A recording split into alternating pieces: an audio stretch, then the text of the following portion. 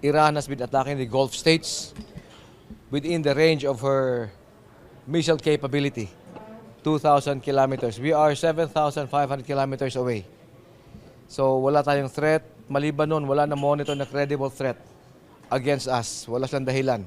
Malayo umanong maging target o madamay ang Pilipinas sa umiiral na tensyon sa pagitan ng Estados Unidos, Israel at Iran. Ayon kay Roy Vincent Trinidad, tagapagsalita ng Philippine Navy para sa usapin ng West Philippine Sea, ang nangyayari sa Middle East ay isang regional conflict na nakasentro lamang sa nasabing rehiyon. Wala din anyang namamonitor na proxy o kakampi ang Iran sa Southeast Asia na maaring kumilos laban sa Pilipinas. Dagdag pa niya, ang kakayahang militar ng Iran ay nakadisenyo para sa Gulf states at hindi nakatuon sa rehiyon ng Southeast Asia.